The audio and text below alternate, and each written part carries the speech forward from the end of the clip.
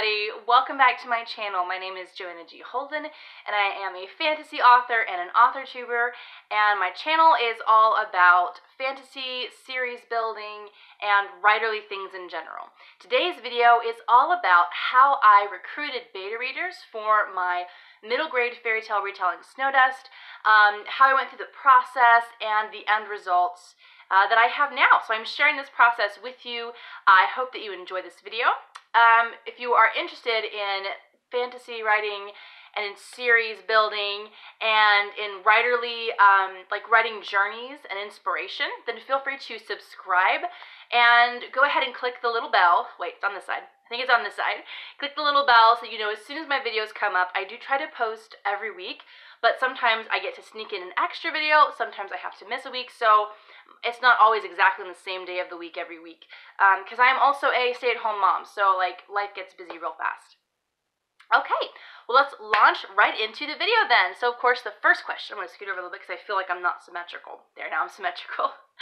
So the first question you may be wondering is, what is a beta reader and why did I need one for my book? Okay, so a beta reader is like a critique partner in that they read through your manuscript way before it's ready for publishing. They give you all of the feedback that they have on things that might need to be changed, on things that didn't make sense, on things that were too long, too short, suggestions for additional scenes if they feel like something is not explained or developed well. They send you all that feedback. And then you are able as the author to implement it or to ignore it as needed, and that basically helps you to get reader feedback before putting your book out there. And the goal is to get as many people as you can into that beta reader group so that you can get a wide variety of opinions and feedback. Now, I did not have a giant pool of beta readers, I'm going to be honest, but I'm also kind of glad because I'm not sure I could have handled very many beta readers. I needed a small amount of feedback so that I could keep up with it, because life as it is crazy. Like I said, stay-at-home mom, got 2 little kids, running around and schooling the oldest and, you know, taking care of the house and family and all that stuff. So if I had had too many beta readers, it would have been just too much feedback and I would never have been able to implement it. As it was, I got the exact amount of betas that I needed. And I did implement the beta reading step of the writing process because I want my book to be the best that it can be, and readers are the people that I'm writing this book for. Like, I'm not just writing it for me, I'm writing it for other people to enjoy. So in order to kind of get a feel for what people will and won't like about my book, just in general, I thought it was necessary. I did not want to skip this step at all, so I went ahead and I did it, and here's the how-to of all of that in case you are ready to start beta reading for your book, or maybe you want to be a beta reader for someone and you're curious about the how-tos. Here's how I did it. Okay, so step 1, I had to find beta readers. Now, I did end up with a couple of friends who were interested in the book. In fact, 2 of them were mothers of 10-year-old and 11-year-old girls, which 10 to 12 is about the age range for Snow Dust. So really more like 9 to 12. It's a middle grade fiction. So that was the exact age range. I would have liked to have a boy reader as well, but it worked out fine. I got 2 middle grade readers. So that was amazing. I was getting feedback straight from, you know, the target audience. But I was also getting adult feedback because adults can actually give you feedback and like pick apart what's right and wrong with the story. So I had another friend who was very interested, a critique partner of other books as well, who said she was very interested in beta reading. And then the next step, of course, was to find some strangers because I needed a variety of feedback. So I very simply put out an Instagram post and I made a YouTube video. I shared on the social media platforms that were available to me. And through this, I got another friend who was interested in my work, but I also got 2 people that I had never heard of before. Like, I mean, I was friends with them on Instagram, but I didn't know them personally at all, and they expressed interest. They were they read very similar genres, so they were very interested in it, and I was very excited. So how did I set about like getting information? Then that's the second step.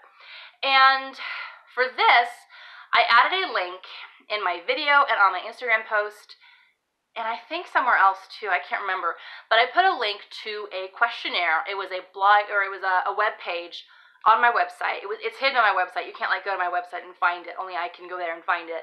But it was attached to my website, so it was easy for me to find. And I sent out this link and said, if you are interested, click this link. So the people would go to the link, they would go to the web page. It had a very simple form that they would copy and paste into the body of an email, and of course it had my my official author email address. I set that up, and they were able to just email me directly with their forms. Now the forms were kind of important because, and I will put up in the cards the video that I put up when I made my beta reader announcement and was asking for beta readers. I explained why the form was important. Just watch the video, it explains it all. I'm not going to go into that right now. But they had a form, they filled that out, they emailed it back to me. So how did I arrange sending out the document and getting feedback from it? Okay, so I took advice from some other author tubers, I watched a whole bunch of videos on beta reading and on how to set that up, and I decided that what I wanted to do, and having beta read before, I had been through the process where someone had sent me X number of chapters every week for X number of weeks, and I personally didn't like it because I felt like there were weeks where I was free and I could have read a half of a book and just gotten all my feedback out. And then there were weeks where like I couldn't get the 4 chapters out that I was sent because I was too busy. So I would get behind. So it was just so much easier in my mind just to give the entire book as one big manuscript, so that they could read it as a whole. And then if they wanted to just read through it and then go back and put in comments, they could. If they wanted to read a little at a time and put in comments, they could.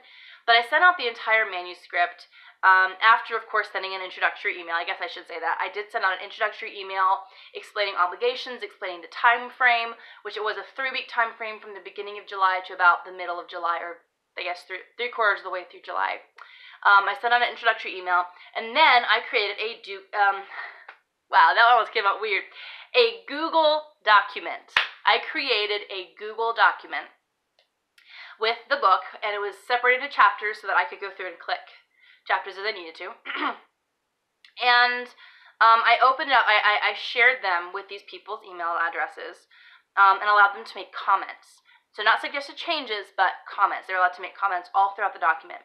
So I sent that out, and then I also sent an email out to everyone with the official book questionnaire. And this was basically a list of questions about each of the characters, about the major plot points. It was everything I could think of to ask questions about.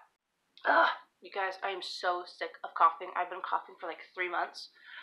I had to get a piece of gum. Hopefully that doesn't mess with the video at all, but it'll keep me from coughing, so that's the important part. Okay. So, I shared the Google document, I sent out the questionnaire, and then I waited. Now that's really kind of the end of like my part of it. The rest of it was up to them. And see, there were I think two of the beta readers put in like a zillion comments in the document, and I would get email notifications all the time. And then I think one of them only did a couple of comments. And then I got 3 full solid questionnaires back. And I'm just gonna throw this out there. Well, in the middle grade kids that read it, they gave back comments in the form of, the one girl actually sat down and wrote this cute little book report type thing. It was so adorable. And then the other girl basically just told her mom, oh yeah, I finished it, I loved it, I cried at the end. And I was like, oh my gosh, that is so sweet, because like she was exactly where I wrote this book for, and she cried at the end. I was like, mission accomplished. But that was, I got the questionnaires back, and I got all the comments done, and everyone was finished. And so I got to a point where I was like, okay, now I'm to the fun part, which is reading through all the comments. And I've already read through all the questionnaires, but like taking my own personal notes on what I wanted to change, combine them with what I found in the questionnaires that was really helpful, and like writing up a list of the major developmental edits I need to make. There was nothing so major that I would have to like completely rewrite an entire section, but there was enough developmental that I'm not quite ready to jump into line edits, you know what I mean? So I have some more editing to do as far as some little rewrites, adding in a scene here and there, really embellishing some of the plot lines, trimming down some of the scenes, things of that nature. So that is what is coming. I will make a note of this though.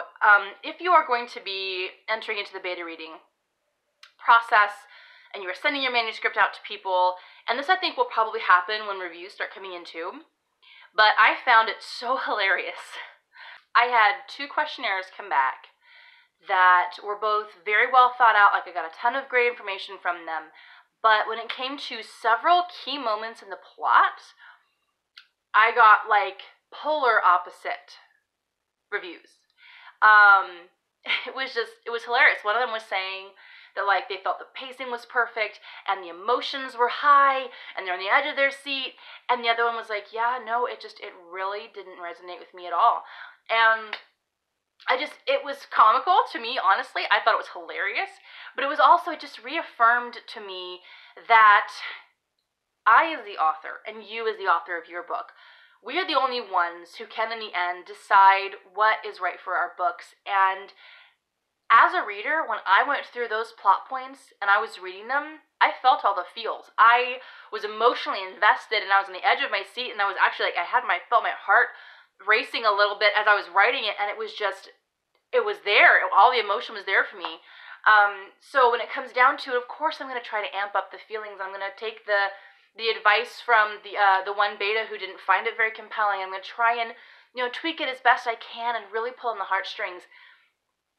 But in the end, and this is also a very important point, and I'll talk more about this when I go through. I'm going to vlog my compilation and application of beta reader feedback. I'm not going to talk about it as much now, but I do want to just insert here that this is why it's important to have more than just 1 or 2 critique partners look at your work. This is why it's important to have a wide variety of people, and as many as you can, because you will get conflicting reviews. Okay, so let's just widen a little bit. Let's say you have 10 betas, right, and they're reading the same plot point, and 2 of them have a negative report and 8 of them have positive. Well, then you know to go with the positive because it's a very small amount of people, and you do want to use their feedback because you do want to amp it up, but you don't have to worry about it as much. If you have 5 and 5 with negative and positive, then you need to really pay attention because it's not definitive negative or positive. You can't completely fix it because there is a lot of positive, but you can't completely neglect it or like overlook it because you got so much negative feedback. So it's just very important to have as many betas as you possibly can. I'm very grateful that I didn't have more than I did, and I feel like the amount that I did, because I had the beta readers, and then I also have critique partners, so I'm getting information from them as well. So I did have a pretty decent amount of people give me feedback, other than just the specific, like the 3 to 5 betas that I had. I think it was 5 betas. It was 5. Yeah, it was 5 betas that I had, and I had my critique partner. So, but ultimately, as the author, I'm the one who has to decide what needs to be fixed and what doesn't, how much needs to be put into this, and then when it's ready to go. And you will have that responsibility and like privilege. It can be scary. I was terrified and excited going into the beta reading process, and I just was so grateful that I did at the end, because yes, it was disappointing. I had to go back and fix some things, and again, I'm going to be vlogging that later in September when I start doing that, taking the rest of August to finish Littlehood. But it was just very helpful. It was so helpful, and I know that the book is only going to be that much better for it. It's going to be stronger in plot, it's going to be more emotional, it's going to have better action sequences, it's going to have, it's going to make more sense, because again, another challenge that I was facing was because I was translating a fairy tale to a book, was, sometimes in fairy tales, things happen that don't necessarily make sense, or that just kind of seem disjointed, and some of that disjointedness had crept into my book a little bit, and I have to go back and I have to smooth that out. So I was so grateful for someone to say, hey, I actually had one beta in particular who said, I've actually read the fairy tale, and so this is a point that I know was in the fairy tale, but you could do without it. Like, you shouldn't feel obligated to put this in here. And that was so great for me to hear, because I was like, oh, so, I wasn't the only one who was, 50-50 on that. And I got some great feedback from someone who said they had read the fairy tale. And, so just, beta reading is important. End of story. Beta reading is like editing. You can't not do it. As bad grammar as that is. You can't not do that. So I would just encourage you, if you're writing a book and you're at that point where like you need outside feedback, don't be afraid to go to beta readers. Don't be afraid to put your book out there. There is a fear of people stealing your work. There is a fear of, people just having nothing good to say about it. And there's a fear of just exposing yourself, because all of us as writers, we put a part of ourselves into our books. Just take this encouragement. Beta reading is not scary. It's not horrible. It's very intimidating, but you know, in the end, it's for the best. And even if you do have someone who doesn't know how to kindly critique something, you can probably still garner something from them. I have had people who have, not in this beta round, but I have had people who have said some not kind things, you know, and trying to give me constructive criticism have not been very kind, and it has hurt. I've had people who have tried to be kind and given me criticism and it hurt.